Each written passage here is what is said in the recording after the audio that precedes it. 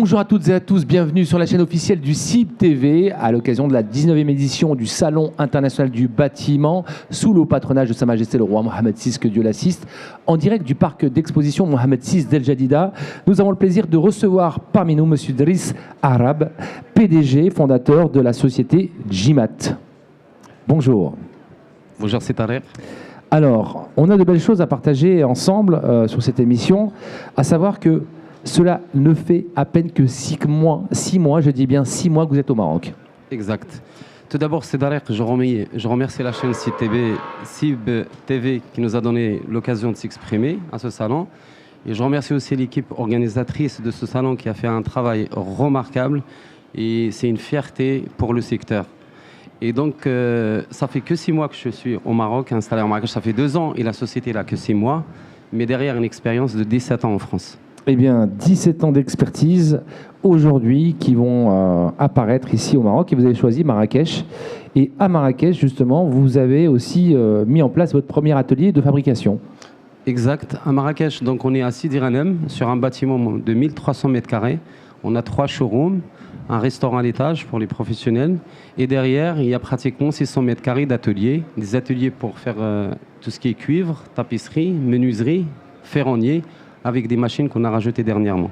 Alors, pour cette première participation au CIB, et ce qui est déjà très bien, vous arrivez, comment vous avez trouvé justement cette édition en termes d'organisation, en termes de visitorat et de présence des exposants? Franchement, quand je suis arrivé, je ne m'attendais pas à cette organisation et à ce niveau. Pour moi, ce salon, c'est plus de l'inspiration, des rencontres pour les acteurs du secteur. On a fait beaucoup de rencontres, surtout nous, revendeurs, on va dire, on a distributeurs de matériaux de construction. On était vraiment très très contents, que ce soit le niveau de l'organisation ou les professionnels qui sont présents dans le salon. Très bien. Alors, Driss Arab, vous avez mis en valeur la pierre marocaine de Taza et que vous avez développé en proposant justement des concepts d'objets. Donc la pierre, les chutes de pierre sont recyclées. Pouvez-vous nous expliquer un peu la démarche et comment on le fait aussi? D'accord. Jitmat, donc comme je disais tout à l'heure, c'est une société de distribution de matériaux de construction et on est aussi à la recherche des solutions plus efficaces pour les professionnels du métier dans la rapidité et la qualité. Donc notre cœur du métier, ça veut dire le premier produit, c'est la pierre de Taza. Je suis originaire de ce village, on a des montagnes de pierres, donc on a développé un catalogue, comme vous l'avez vu tout à l'heure avant l'interview, qui représente la pierre de Taza, qu'on a mis en valeur, parce que cette pierre elle existe depuis des années, mais personne n'a pensé à faire un showroom 100% pierre naturelle marocaine. Donc on a fait un beau catalogue et on la propose pour l'habillage des façades, l'habillage des sols. Et depuis qu'on a commencé à faire nos chantiers sur Marrakech, donc il restait pas mal de chutes de pierre. Et ces chutes de pierre, on les a transformées dans nos ateliers à des objets pour soit des objets décoratifs, des petites fontaines, comme la boîte à mouchoirs que vous voyez sur place. Effectivement, je le vois. Et on a enfin une boîte à mouchoirs sur ce plateau. Donc c'est vraiment de la pierre en fait. Hein. Ouais. C'est pas un autre produit, c'est de la pierre naturelle. Donc Jitmat, notre premier focus, c'est l'innovation et l'écologie. Donc l'innovation, chercher des nouvelles solutions pour les professionnels du bâtiment et l'écologie. Donc moi, les chutes qui restaient, par exemple, ça c'est une chute d'un chantier de construction de ville à Marrakech. Donc on a fait des boîtes à mouchoirs, on a fait pas mal d'objets recyclés pour habiller les murs. Donc ça peut être plein de choses, à mon avis, des objets de décoration dans l'immobilier de jardin, dans l'immobilier même de parc. Tout. Ça peut être un banc en pierre. Bien sûr. On a une gamme, ce qu'on appelle le mobilier urbain, 100% pierre naturelle. Donc on a une gamme aussi qu'on propose comme les bancs et tout ce qui est qu'on peut utiliser aussi dans les jardins, dans l'extérieur, les barbecues, les cuisines d'été. Donc tout ça, on peut le faire avec la pierre. Alors au niveau des couleurs, j'aimerais bien qu'on puisse voir à l'image, en face de vous, l'image justement de la diversité des couleurs et la qualité des pierres aussi qui sont proposées. Parce que je ne connaissais pas spécifiquement la pierre marocaine de Taza, mais on voit qu'il y a quand même du choix. Et il y a du choix. Taza, on a la pierre beige et la pierre grise. Elle est réputée par la pierre beige et grise. On a la pierre de Sfro qui est le travertin, ou on appelle ici le volubilis. Donc il y a la pierre de Khnefra aussi, donc la noire aussi. Donc l'éclaté de Khnefra, il est ici.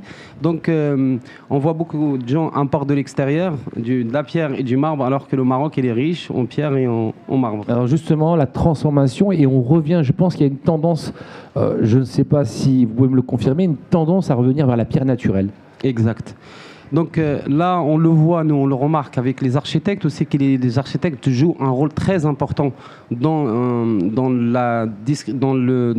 le conseil pour, on va dire, proposer aux promoteurs les produits marocains. Donc moi, je m'adresse aussi aux architectes. Il y en a beaucoup qui commencent à conseiller la pierre naturelle pour la construction et ça va de plus en plus. C'est un produit qu'on a ici au Maroc. Donc, écoutez, je pense que c'est vraiment l'occasion d'en parler auprès de nos téléspectateurs qui nous regardent, surtout les bureaux d'études, les cabinets d'architectes. On a beaucoup d'architectes aussi ici au Salon international du bâtiment. Effectivement, vous avez raison de le dire, même les architectes d'intérieur aussi peuvent conseiller la pierre marocaine de Taza.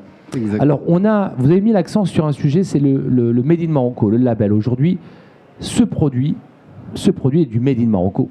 Exact. Construit, fait, sorti du Maroc. Au niveau de l'exportation, est-ce qu'il y a des prévisions dans l'exportation ?